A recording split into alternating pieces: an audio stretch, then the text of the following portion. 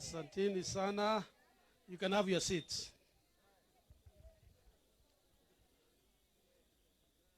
Asante sana. Our Chief Magistrate, Patricia Gishohi, our County Commissioner, rafiki yetu, Wilson Wanyanga, our Senator, mteule, Bwana Mwaura, honorable members of parliament, wote, ambao wako hapa, marafiki zetu, honorable county MP, ni rafiki zetu, naona kama wameondoka, na wale wa zamani, kama General Kayava, wale ambao honorable members of the county assembly, rafiki zetu, our county executive officers, CECs, mawaziri, our chief officers, wafanyikazi wote wa Kiambu County, sisi zote ambao tumekuja hapa, hamjambo. Ningetaka, I would want to introduce a few people, kwa sababu nimeona tumekuwa na shida kidogo. I want to introduce my wife, Sarah Karanja. Nasikia watu wengine hawakuwa wanamjua, anaitwa Sarah Wairimu Karanja. Ndio my wife. Na tuko na watoto wakubwa watatu. Let me introduce to you our last born. Ako hapo, anaitwa Brian Karanja. Niko na wengine family members who are here. My brothers and sisters are all, and taking recognition of my colleague, deputy governors, whom I'm very, very proud about. I would really want to appreciate your presence. And I know what our chairman has said. Tuko kwa group moja katika group ya deputy governors, na wote walikuwa wanapenda kuja. Nimetoka,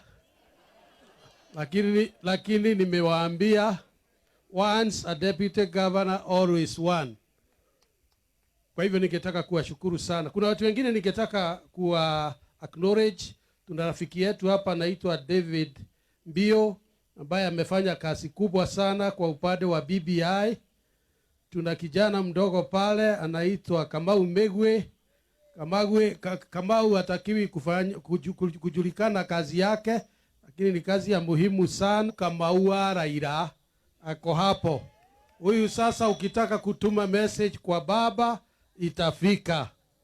Niko na marafiki wengine huko, lakini kwa sababu ya nafasi sitaendelea kufanya introduction, lakini Mungu akitujalia tutapata nafasi ya kujuana. Tuko nimepigwa simu asubuhi na senator wa Matangi, akaniambia nitume apology yake kwa sababu angependa kuja hapa lakini hageweza. Kutoka hapo, let me take this opportunity to thank sincerely our judge and the chief magistrate and people who have worked behind the scenes since yesterday for us to get to the point ambayo tumefika. Watu waliona mkono wa kisiasa, lakini tumejua ilikuwa mkono wa sheria.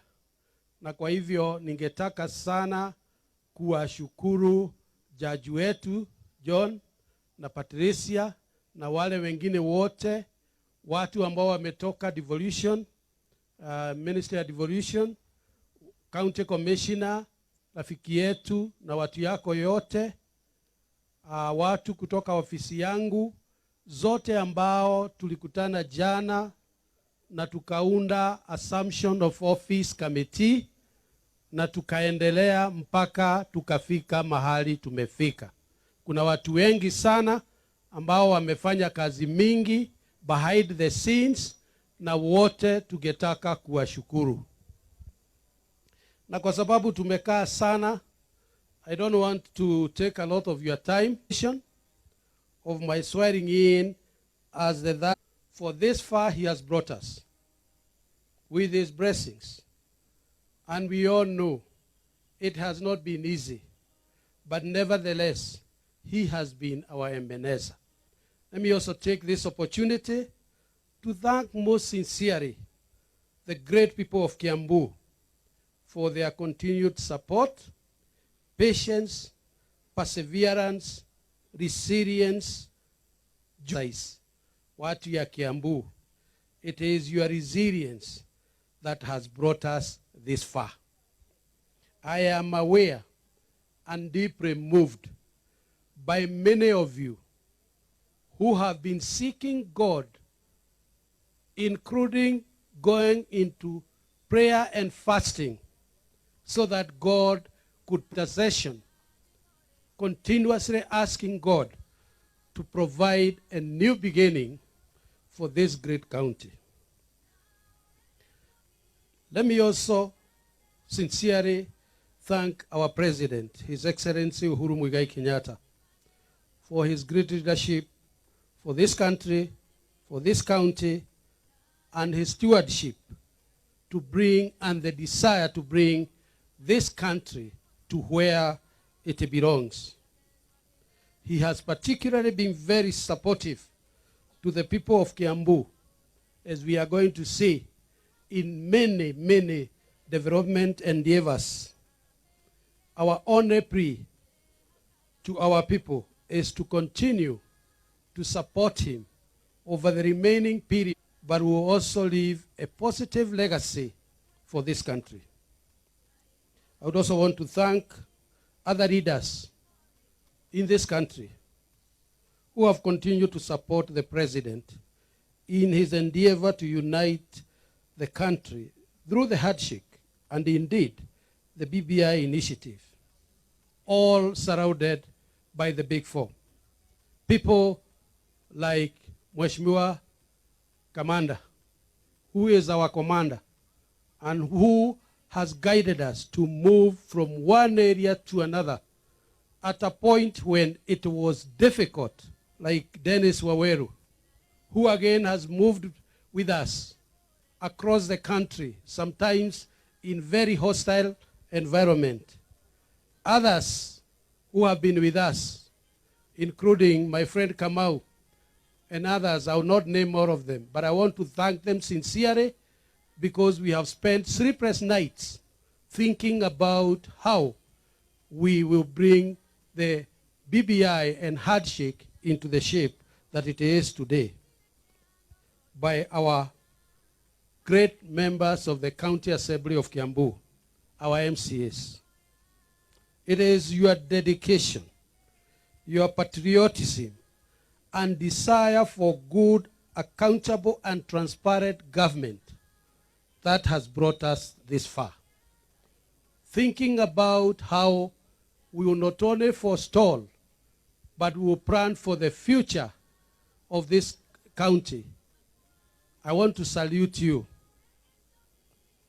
as you all have become a beacon of hope for days to come and benchmark for accountability, dedication, patriotism, and good governance for this country.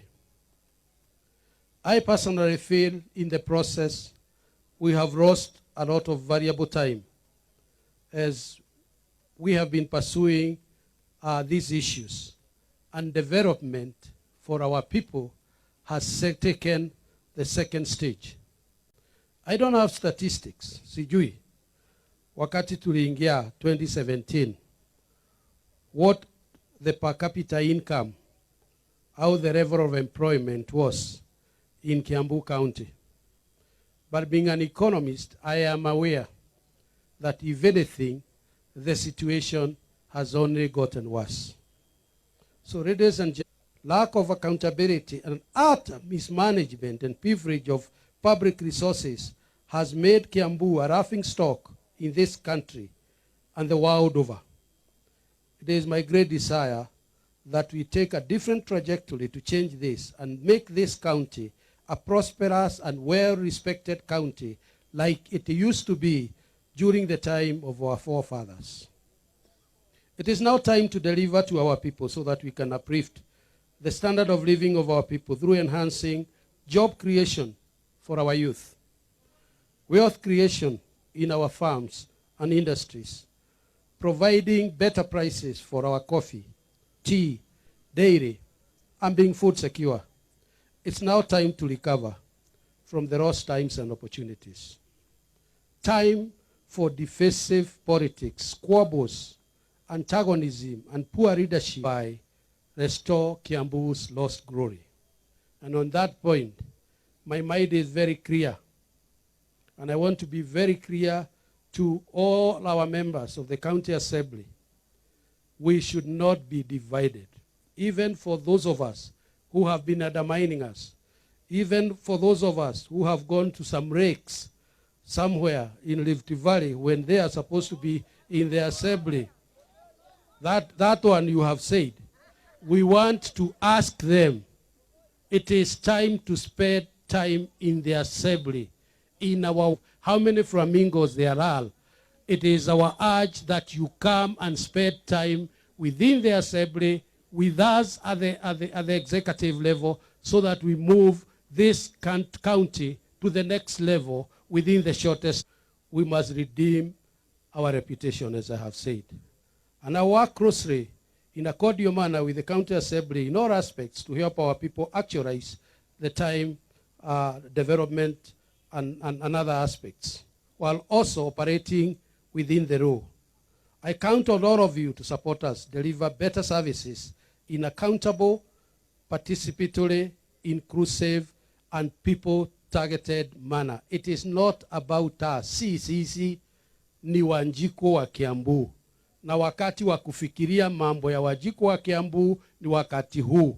Yetu itakuja baadaye. Wakati ya kufanya and excited to see our elected members who have been with us yesterday and today. Our Senator Mwaura, our Senator Wamatangi, our women rep, all elected officials, everybody who has been given a position of leadership in Kiambu, that we should have a common goal and coordinate intelligent. But what we are telling the world is the opposite today. We need to change that narrative and move away from negative and backward political engagement. No other better time exists than now when we are planning to host BBI in our county in the coming days. And I want to be very, very clear here. When we came in 2017, we had our first meeting at Safari Park. And all our members of parliament, including the senators, and the women rep, came to that meeting. And we agreed that we'll be doing quarterly meetings so that we can coordinate our development. The main tarmac road between here and Kwamaiko should join to a coordination. One tarmac road heads nowhere. You travel another 4 non-tarmac road to join another tarmac road after 5 kilometers because of cost of street lighting is paid 4 times because there is 4 payments that are being made, 2 from national government, 2 from the county, and 1 through the county assembly.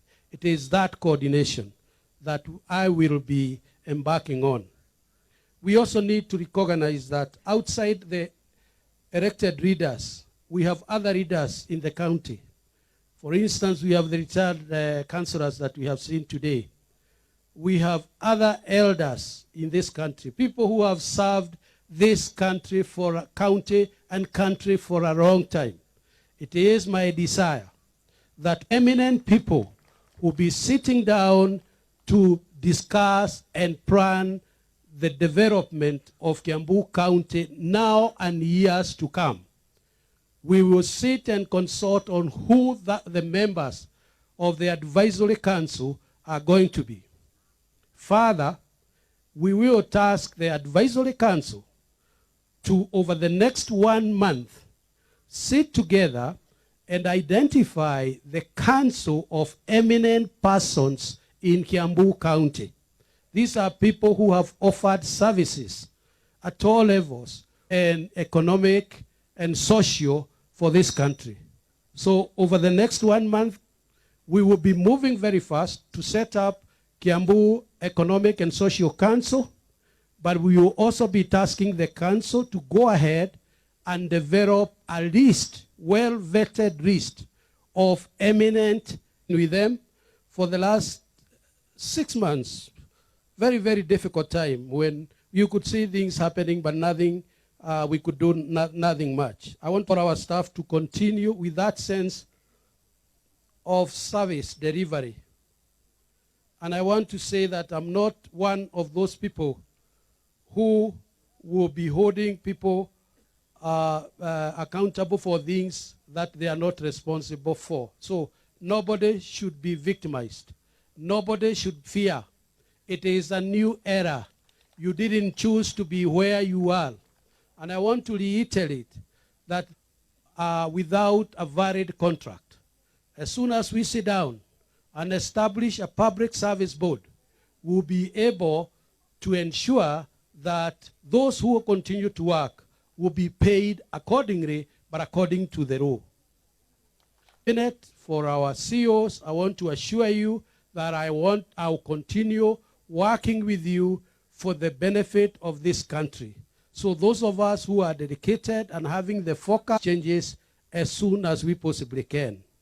On service provision, and I don't want to spend a lot of time, I want to say that is where our heart is. Health provision in the last 6 months has been our goal number one. And I want to tell you that we are focused. We will continue to supply enough medication, enough drugs to our facilities as we have started. Indeed, we are the 10th county to 3, and it will allow us to access interns. It will allow us even to access. I also believe in the President's Big 4 agenda, and particularly the provision of health services, among others.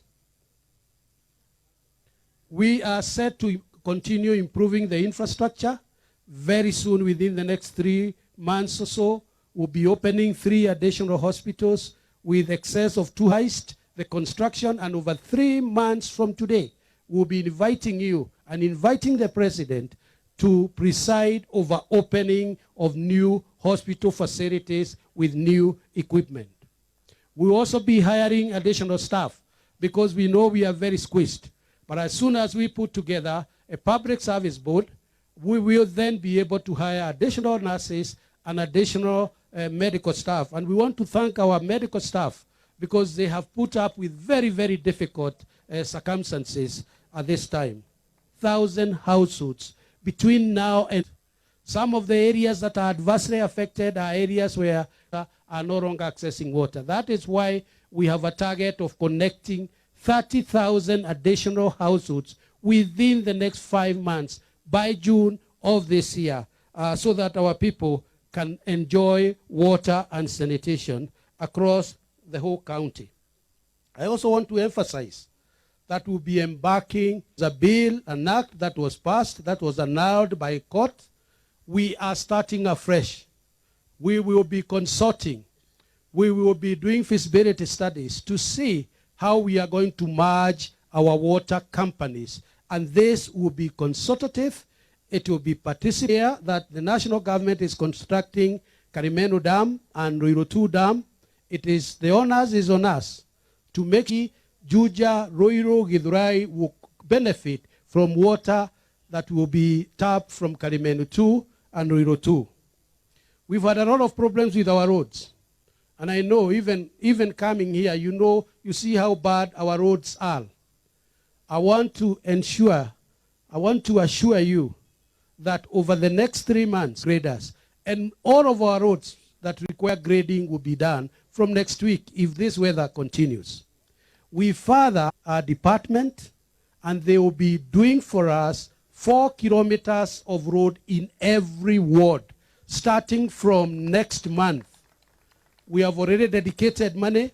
That is a project that is already being implemented in other counties like Meru and Nyandarua. and that is going to be rehabilitated through the collaboration with the national government under the MTF program. Further, we have over close to 300 million from our fuel levy that is going to do 3 kilometers of road in each ward. So you can count 7 kilometers of road that had stalled since 2015 that is now coming into completion, including Gakoe Road coming all the way to Kwamaiko.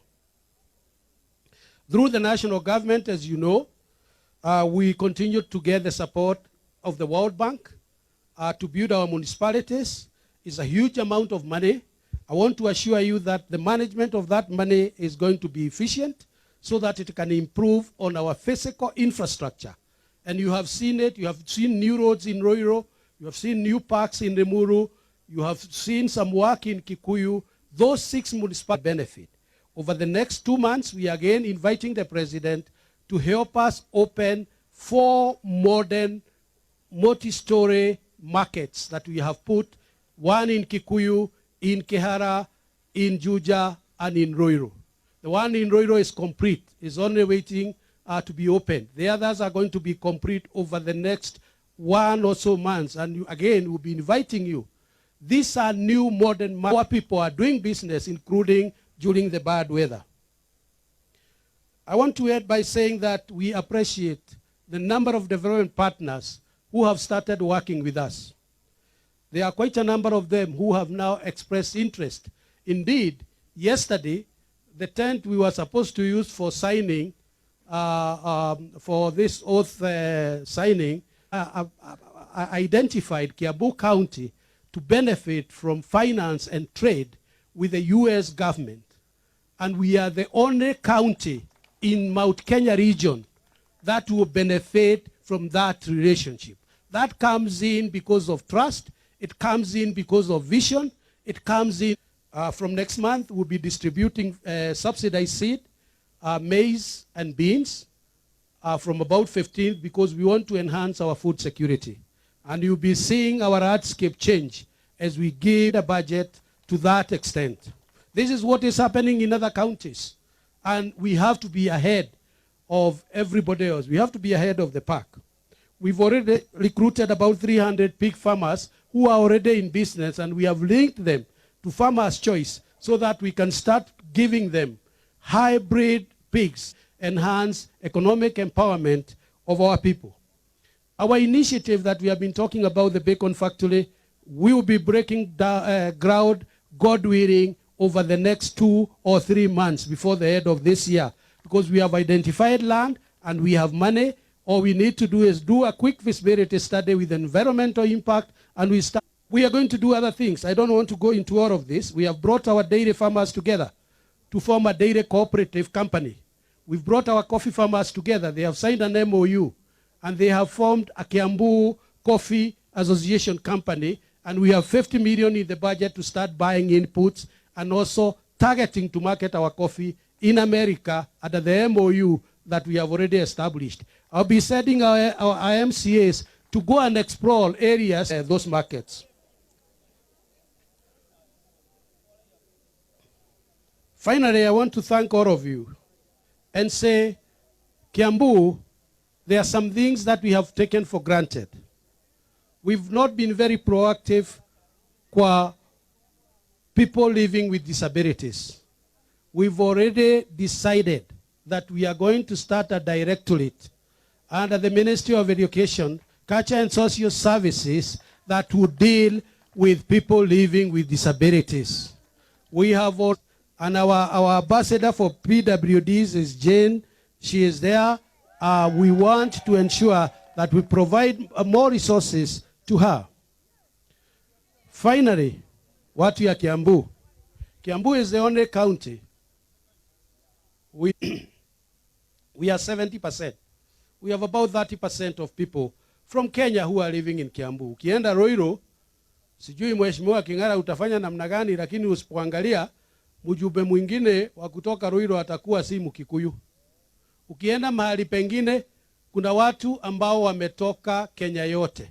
Ukiingia hapa Ruaka, uende Kinoo. So we are a cosmopolitan county. And that should be reflected within our employment. We need to have people from outside. Yes, the Kiambu people should take the bulk of employment. And this should be prorated according to the counties, sub-counties. Si kuwa sub-county moja iko na watu wengi wametoka kwa minorities, also to be reflected. Indeed, I want to report, since I came in about 5 months ago, 2 of our sub-county administrators are not Kikuyus. The one in Limuru and the one in Kikuyu. And that is the motto of the handshake. That is the motto of BBI. Mkenya wowote, mtu yoyote kutoka Kiambu, ajisikie ako Kenya.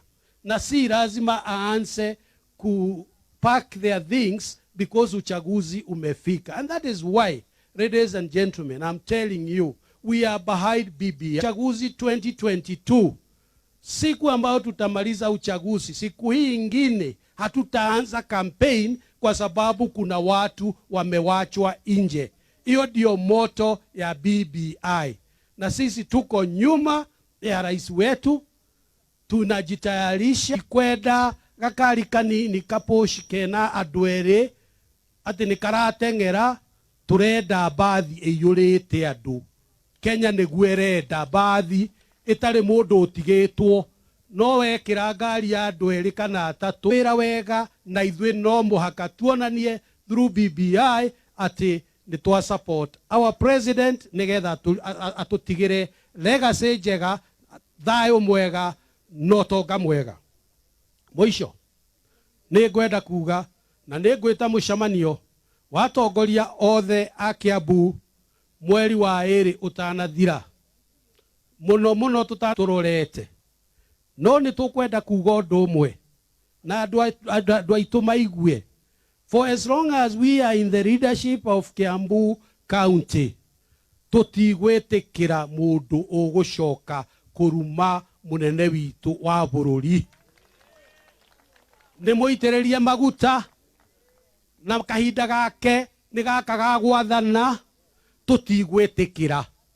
Na ni tuli andamana guka gugukora kuria uikarite. We uraruma president, Kiambu gugukorwo ti kundu gwagu uri ikue, no president utigane nake. Noguo niguo tukuiguithania twi leaders, na ni ngwenda gu challenge leaders yaitu a Kiambu. Kahinda riu ni gakinyu ga gutiga kuonania ate tutire white na tutire black twi hau ngire. Ni tuge umuthi wewe mwena uyu ka we mwena uria, utige guikara haha gatagati-ini, na ithui ni tugwika uguo. Na ndirenda kumwira andu a Kiambu, ithui twi behind the president. Mumenye nyumba nyinyi ciraga utuku, munene witu ndaroka guku, turenda oke riu nigetha tumwitie barabara, tumwitie mai, tumwitie kiria kingi. Ungikimwitiria kwa. Thank you very much. God bless you. God bless Kiambu. Excellent. DJ tafadhali. Thank you very much.